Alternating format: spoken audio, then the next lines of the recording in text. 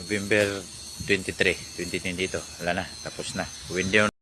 Magandang araw sa inyong lahat guys. So itong video na to guys, or for today's video guys, matagal na to yung video na to.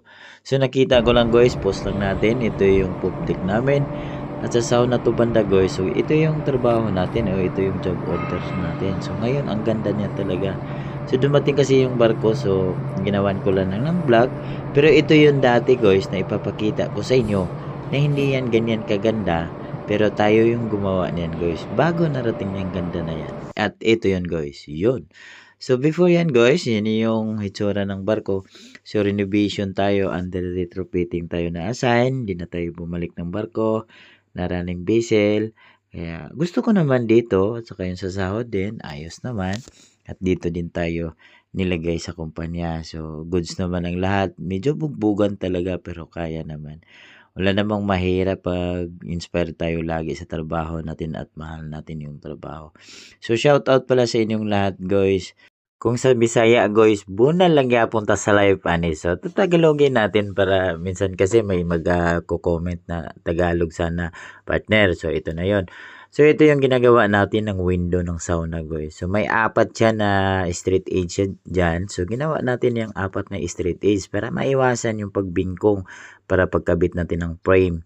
Tuwid siya. So ayan kinabit na natin yung frame. So balik na tayo dito sa kabila. So ispat-ispat lang natin pag natama na yung sukat. Ito guys, itong time na to, year 2022.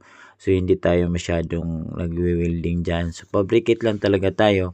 Gawa nga na may mga welder din. So minsan tayo din magwi-welding. So sa mga natin sa mga nangangarap ng barko. Oy, shout out pala sa mga taga Inter Island or land base ka man. Gustong mangarap mag-abroad. Huwag kayong titigil.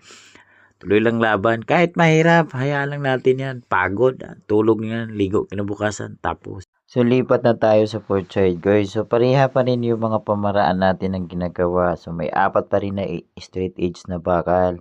Para hindi din mabingkong yung, para pagsalpak natin ng frame ng sauna, hindi na tayo panay tuwid kasi matuwid na siya.